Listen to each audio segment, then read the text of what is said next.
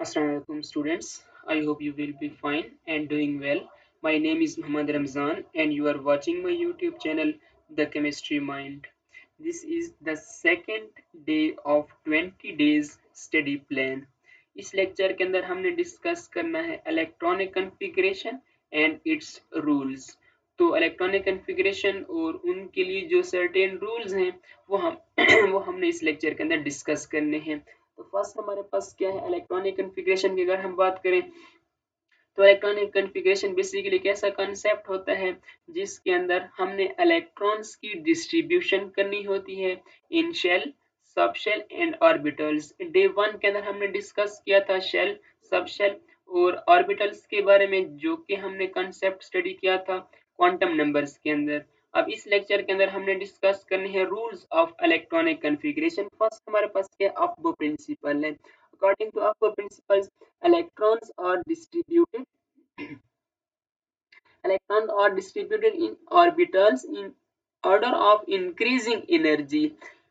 Firstly, low energy orbitals are filled and then electrons are filled in higher energy orbitals. इसको अगर हम summarise करें totally, इसका मकसद ये है, इसका टोटली का मतलब ये है कि इलेक्ट्रॉन्स की जब भी फिलिंग होगी, इलेक्ट्रॉन्स को जब भी हम डिस्ट्रीब्यूट करेंगे तो सबसे पहले इलेक्ट्रॉन्स हमने उन ऑर्बिटल्स के अंदर फिल करना होंगे जिनकी एनर्जी कम होगी और फिर इंक्रीजिंग ऑर्डर की तरफ हमने मूव करना होगा। अगर हम यहाँ पे इसका एक डायग्राम जो बनता है वो अगर हम देख ले, filling order of atomic orbital, तो सबसे पहले अगर हम फर्स्ट शेल की बात करें n इज इक्वल टू 1 होगा, मींस कि फर्स्ट शेल है। तो यहाँ पे जो सब शेल होता है वो 1s होता है, ये हम ऑलरेडी देख चुके हैं प्रीवियस डे के अंदर। तो n इज इक्वल टू 2 होगा, मींस कि सेकंड शेल है, तो यहाँ पे क्या होता है 2s और 2p, दो सब शेल होते हैं, एक s होता है और एक p होता है। उसके बाद अगर हम n इज इक्वल टू 3 की बात करें, मतलब थर्ड शेल की अगर हम बात करें, तो इनके अंदर तीन सब शेल होते हैं, एक s सब शेल होगा, उसके बाद एक p सब शेल होगा, ये सारे चूंकि शेल थर्ड है तो यहाँ पे ये 3p आएगा एंड 3d होता है, ठीक है। उसके बाद अगर n इज इक्वल टू 4 की हम बात करें, मीन्स के फोर्थ शेल की बात करें, तो यहाँ पे क्या होगा, s सब शेल भी होगा, 4p 4d एंड 4f, तो ये इसके अंदर 4 सब शेल होंगे। उसके बाद मैं बेसिकली एक टेक्निक बताने लगा हूँ कि इलेक्ट्रॉन्स की फिलिंग कैसे करनी है। तो आप इसको देख लें, n इज इक्वल टू 5 होगा, तो यहाँ पे मैं कर लूंगा ये 5 5s 5p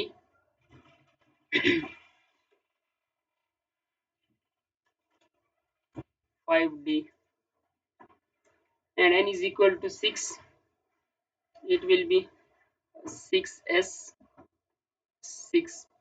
एक एक हम कम करते हैं, बेसिकली एक टेक्निक होती है कि हमने टोटल ये डायग्राम कैसे शो कराना है। n इज इक्वल टू 7 होगा, तो ये आपके पास आ जाएगा 7s। इस बेसिकली मैंने क्या किया है कि s p d f तक 4 ऑर्बिटल्स मैंने शो किए हैं, उसके बाद एक एक ऑर्बिटल्स को मैंने कम कर दिया है। तो यहाँ पे देखें तो 4f था, उसके बाद मैंने 5d किया, मतलब एक कम कर दिया है, उसके बाद एक और कम कर दी, इसी तरह से। अब यहाँ पे फिलिंग कैसे करेंगे, यहाँ पे बेसिकली जो समझने की चीज है वो ये है कि यहाँ पे हमने इलेक्ट्रॉन्स को फिल करना है इस ऑर्डर में। सबसे पहले इलेक्ट्रॉन 1s में, ठीक है, ये बेसिकली आपने इस तरह से इसको पहले एरोज लगा देने हैं, ठीक है, यहाँ पे इस ऑर्डर में ये डायगोनली आपने इसके अंदर से एरो पास करने हैं। फिर उसके बाद मैं बताता हूँ कि यहाँ पे बेसिकली इलेक्ट्रॉन्स की फिलिंग हम किस ऑर्डर में करते हैं, ठीक है। ये डायगोनली बिल्कुल ये एक ही लाइन के अंदर आएंगे सारे यहाँ पे, उसके बाद ये हो जाएगा लास्ट लाइन है, यहाँ पे आ जाएगा। अब अगर हम देखें तो ये बेसिकली क्या है, अब वो प्रिंसिपल है जिसके अकॉर्डिंग हमने इलेक्ट्रॉन्स की फिलिंग करनी है। अब देखें अगर इसमें, तो सबसे पहले हमने इलेक्ट्रॉन्स कहाँ पे फिल करना होंगे, 1s में, जिसकी सबसे कम एनर्जी है। उसके बाद अगर आप देखें तो यहाँ पे क्या 2s आता है, तो ये हो जाएगा 2s। उसके बाद यहाँ पे हम आते हैं अगेन, उसके बाद क्या होगा, 2s के बाद 2p, 2p के बाद क्या आता है, 3s आता है, 3s के बाद अगर हम देखें तो 3p आएगा, 3p आ गया, उसके बाद 4s आएगा, 4s हो गया, 4s के बाद अब यहाँ पे दोबारा से आए तो 3d आता है,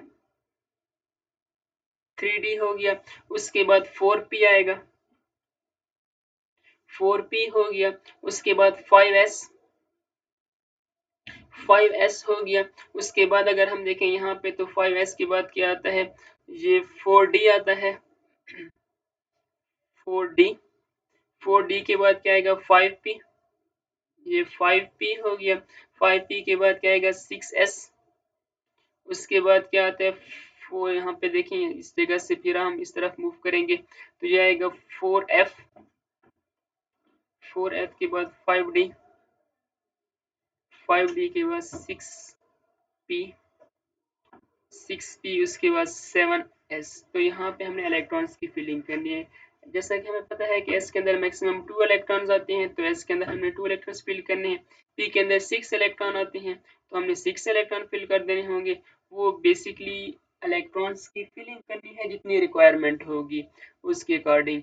तो मैक्सिमम अगर हम बात करें तो d में 10, p में 6, s में 2, उसके बाद d में अगेन 10, p में 6, s में 2 एंड f में 14, 10 एंड 6, 2 इसी के अकॉर्डिंग करनी है। फॉर एग्जांपल हमारे पास एक एलिमेंट है लाइक नाइट्रोजन है, तो इसके एटॉमिक नंबर इसका 7 है, कॉन्फ़िगरेशन करनी है इस अकॉर्डिंग, इस रूल्स के अकॉर्डिंग कॉन्फ़िगरेशन करनी है। तो ये सबसे पहले इलेक्ट्रॉन s में आएंगे जिसकी सबसे कम एनर्जी है, उसके बाद 2s2, उसके बाद इलेक्ट्रॉन्स आएंगे p के अंदर। तो टोटल एटॉमिक नंबर 7 है, 4 इलेक्ट्रॉन्स यहाँ पे हो जाएंगे तो 3 इलेक्ट्रॉन्स यहाँ पे आएंगे, तो इसकी कॉन्फ़िगरेशन होगी। तो बाकी भी आप किसी भी एलिमेंट की कॉन्फ़िगरेशन कर सकते हैं according to Aufbau principle. Aufbau principle basically हमें ये बताता है कि इलेक्ट्रॉन्स की फिलिंग करनी है in order of increasing energy. जिसकी एनर्जी कम होगी पहले हमने इलेक्ट्रॉन वहां पे फिल करने हैं, और उसके बाद जिसकी एनर्जी ज्यादा होगी इंक्रीजिंग ऑर्डर में हमने मूव करना होता है। नेक्स्ट हमारे पास है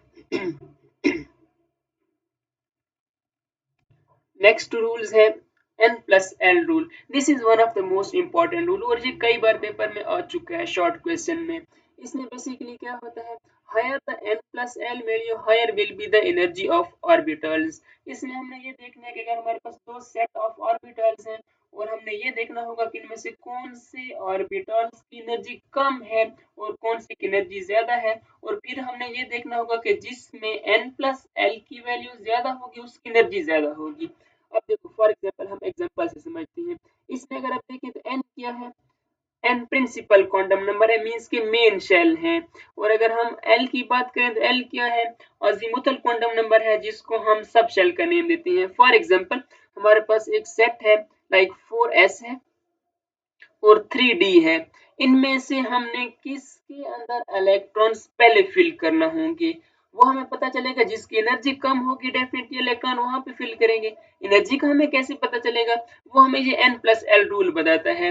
अब देखिए फॉर एग्जांपल यहाँ पे n क्या है, नंबर ऑफ शेल्स हैं, फोर्थ शेल है, प्लस L क्या है, सब शेल है। सब शेल S की वैल्यू क्या होती है, 0 होती है L के लिए।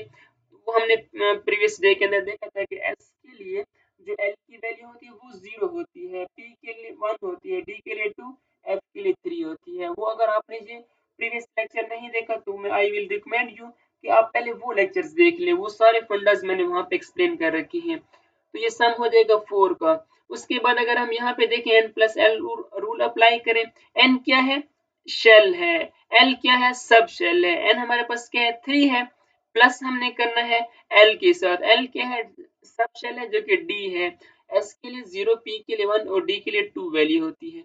ठीक है, इसको अगर हम सम करेंगे तो हमारे पास आ जाएगा 5।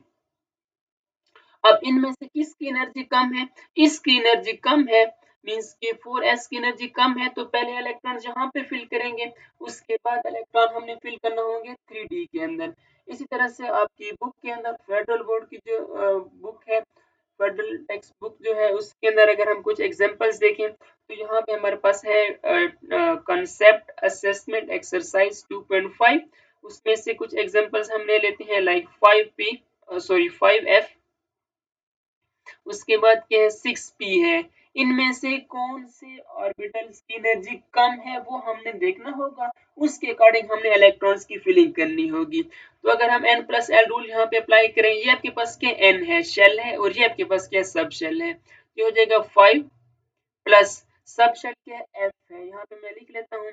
s के लिए l की वैल्यू क्या होती है, 0 होती है, p के लिए 1 होती है और d के लिए 2 होगी। ठीक है। और एफ के लिए क्या होती है, 3 होती है। तो यहाँ पे ये बेसिकली क्या है, सब शेल्स की वैल्यूज हैं। तो यहाँ पे एफ के लिए 3 है, तो इसको हम सम कर लेते हैं, 5 प्लस 3 8 हो जाएगा।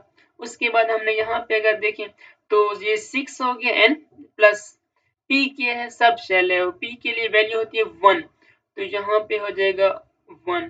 तो ये अब सम आ जाएगा 7 का। अब चूंकि इसकी एनर्जी कम है, इसका सम कम आया है, तो इसकी एनर्जी कम होगी। एनर्जी कम होगी तो इलेक्ट्रॉन्स पहले 6d में फिल करेंगे and then we will move toward 5f। ठीक है। एक और केस यहाँ पे ये आता है कि अगर दोनों की वैल्यू सेम आ जाती है, फिर हमने ये देखना होगा कि जिसकी n की वैल्यू कम होगी उसको हम लोअर ऑर्बिटल्स कंसीडर करेंगे, मतलब उनकी एनर्जी कम कंसीडर की जाएगी।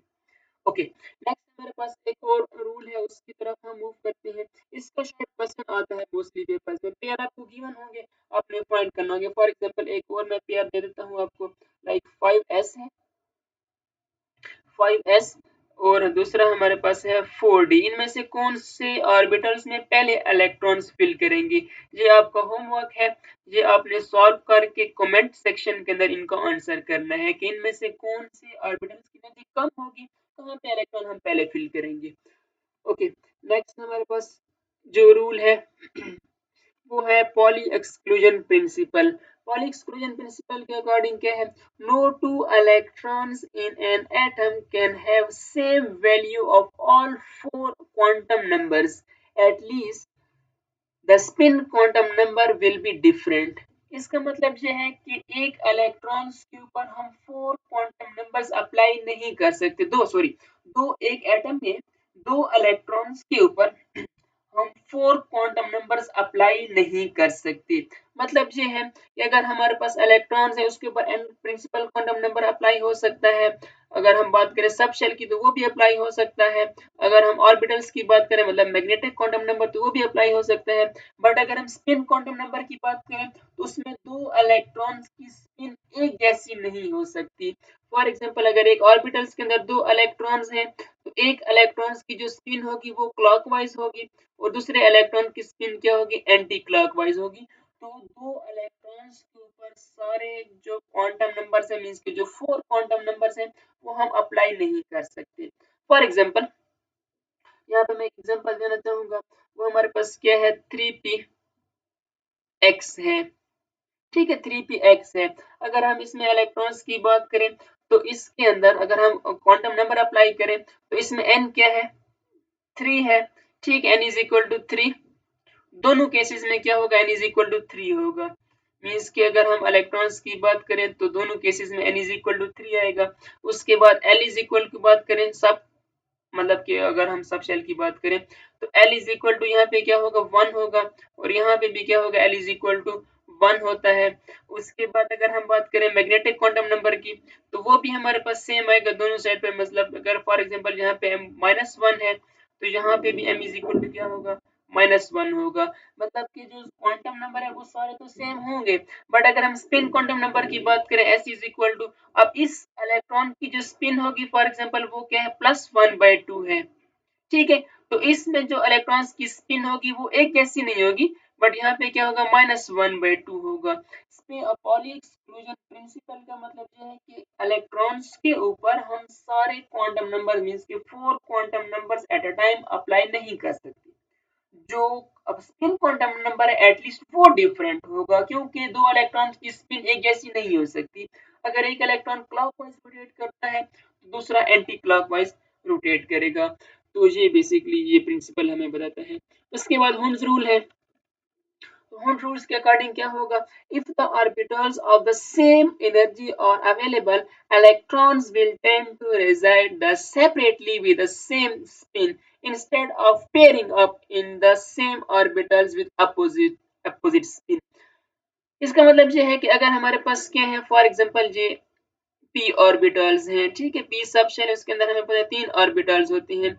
अगर हमारे पास इलेक्ट्रॉन सपोज करें 5 इलेक्ट्रॉन्स हैं और 5 इलेक्ट्रॉन्स की हमने डिस्ट्रीब्यूशन करनी है, तो सबसे पहले हमने एक एक इलेक्ट्रॉन्स फिल करना होंगे according to Hund's rule, 1 2 3 and then हमने क्या करना है, पेयरिंग करनी है 4 एंड देन 5। ये रूल्स हमें बताता है कि सबसे पहले अगर इलेक्ट्रॉन्स की फिलिंग पहले हम वन वन इलेक्ट्रॉन फिल करते हैं, उसके बाद जाके पेयरिंग करना होगी। ऐसे हम नहीं कर सकते कि अगर फॉर एग्जांपल 5 इलेक्ट्रॉन है तो मैं 2 इलेक्ट्रॉन एट अ टाइम पहले यहाँ पे फिल कर दूं, उसके बाद मैं यहाँ पे कर दूं, उसके बाद मैं यहाँ पे एक इलेक्ट्रॉन करूं। ऐसे नहीं होगा, पहले हमने सिंगल इलेक्ट्रॉन फिल करने हैं, उसके बाद पेयरिंग करनी होगी। तो ये बेसिकली हमें होम्स रूल इस चीज को इंडिकेट करता है। और इसके बाद होम्स रूल के अंदर एक और पॉइंट ये भी है कि जो हाफ फील्ड ऑर्बिटल्स होते हैं वो मोर स्टेबल होते हैं as compare to partial filled. इसमें ये होता है कि अगर हाफ फील्ड ऑर्बिटल्स हैं या फुल फील्ड ऑर्बिटल है तो वो ज्यादा स्टेबल होते हैं as compare to partially filled. Example मैं यहाँ पे देना चाहूंगा वो है क्रोमियम की। क्रोमियम का एटॉमिक नंबर 24 होता है। कॉन्फ़िगरेशन हम करेंगे सारे रूल्स को फॉलो करते हुए 1s2 2s2 2p6 3s2 3p6 4s2 and 3d4 आता है। ठीक है, अब अगर हम देखें ये वैलेंस शेल है, इसका वैलेंस शेल के अंदर अगर हम देखें तो s के अंदर 2 इलेक्ट्रॉन्स हैं। ठीक है, इन दोनों की स्पिन क्या होगी, अपोजिट होगी इस तरह से। उसके बाद क्या डी सब शेल है, तो डी सब शेल के अंदर 5 ऑर्बिटल्स होती हैं, ये 1 2 3 4 एंड 5 ऑर्बिटल्स हैं। इलेक्ट्रॉन टोटल कितने, 4 इलेक्ट्रॉन्स हैं। ये 1 2 3 एंड 4 है। अब देखें अगर हम डी सब शेल की बात करें तो इसमें मैक्सिमम 10 इलेक्ट्रॉन आ सकते हैं। अगर तो 10 इलेक्ट्रॉन होते फिर ये ऑर्बिटल मोर स्टेबल होता, बट अगर हाफ फील्ड भी है तब भी ये स्टेबल होगा। इस केस में अगर हम बात करें तो ये हाफ फील्ड नहीं है। देखिए 10 फुल फील्ड है, इसका हाफ क्या हो जाएगा, 5 हो जाएगा। अगर तो डी सब शेल के अंदर 10 इलेक्ट्रॉन तब ये स्टेबल होता, अगर 5 इलेक्ट्रॉन होते तब भी ये स्टेबल होता, बट इस केस में 4 इलेक्ट्रॉन्स हैं तो इसको हमने ये पार्शियली फील्ड है। तो स्टेबिलिटी गेन करने के लिए एक इलेक्ट्रॉन s से जंप करके यहाँ पे आएगा। अब अगर जो कॉन्फ़िगरेशन अगर हम देखें तो s में कितने इलेक्ट्रॉन हो जाएंगे, 1 इलेक्ट्रॉन रह जाएगा। s में 1 इलेक्ट्रॉन होगा और d के हर ऑर्बिटल्स के अंदर 1 1 इलेक्ट्रॉन फिल अप हो जाएंगे। तो इस केस में अगर हम बात करेंगे, ये 1 इलेक्ट्रॉन है यहाँ पे, ठीक, 1 इलेक्ट्रॉन 1 इलेक्ट्रॉन 1 इलेक्ट्रॉन, ठीक है, और 1 इलेक्ट्रॉन। अब s क्या हो गया, हाफ फील्ड हो गया तब भी ये स्टेबल है।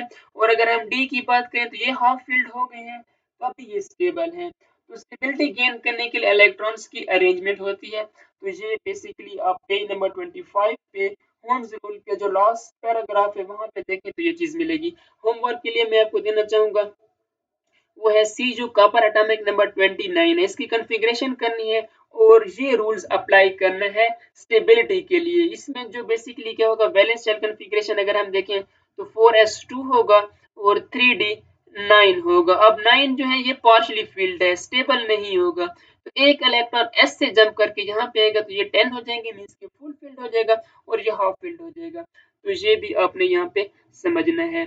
तो होप सो कि यहाँ तक क्लियर हुआ होगा ये कंसेप्ट। अब तक के लिए इतना ही। अल्लाह हाफिज।